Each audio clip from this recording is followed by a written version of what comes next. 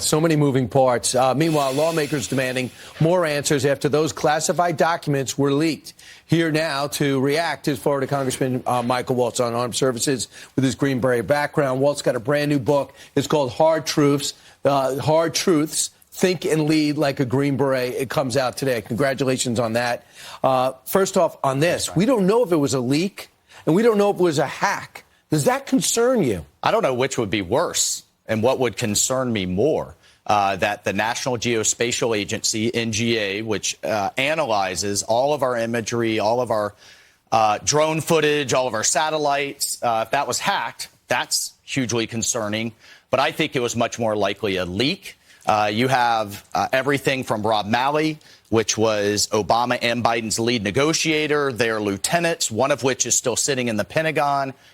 I think we've been compromised in many ways by Iran. But we were spying on on Israel, weren't we? Right. Well, so because what was leaked? Talking to us and telling us what they're doing. So the actual documents that were leaked were basically us collecting on Israel's preparation to hit Iran. And I think that speaks volumes for the fact that the Israelis have stopped talking to us. And I hope, Brian, that when Secretary of State Antony Blinken got off the plane, he said, number one, I'm sorry. Number two, Bibi Netanyahu for the leaks. Number two, that you were right, because had they listened to us, Nasrallah would still be alive, Sinwar would still be alive, Mughniya would still be alive, and Hamas and Hezbollah would still be attacking Israel. And more October 7th would be in the future. Even though the Grand Ayatollah gave a speech, you said he's in hiding right now because they could blow up a guest house with Hania. Hamas official was there. Who knows what they could do to him?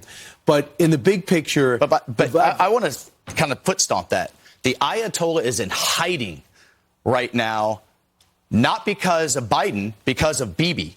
That's how you establish deterrence and put your adversaries on the back foot. But this is not the Vice President Harris came out and said, time for a ceasefire. I want this war to end. You do not let your enemy get up and reconstitute. Yeah. Well, what she really is saying, she just wants it off the headlines through November 5th. Just kind of make it go away. And even if a ceasefire basically buys Hamas time and resets the clocks for another attack, she wants it to go away. Why did you write Hard Truths? Well, these are the hard truths that I learned in combat. Green Berets are different and unique in the world of special operations. The Rangers and SEALs, 2 bullets on a forehead, middle of the night, like the Osama bin Laden raid. We can do that, too.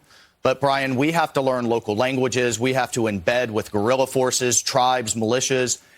And if we're doing our job, we'll have the local indigenous forces do it for us. That takes a mindset of adaptability, bottoms-up leadership, certainly takes resilience. And I talk about the traits in all of my missions as a Green Beret and then how I'm applying it to the tribes of Washington, D.C. now. I don't know which is tougher some days, the tribes of the swamp or the tribes of Africa and Afghanistan. And all the proceeds go to veterans, right? Nothing to me, all to veterans charity. Congressman, thanks so much. Appreciate it. It's going to be a very consequential time. Meanwhile,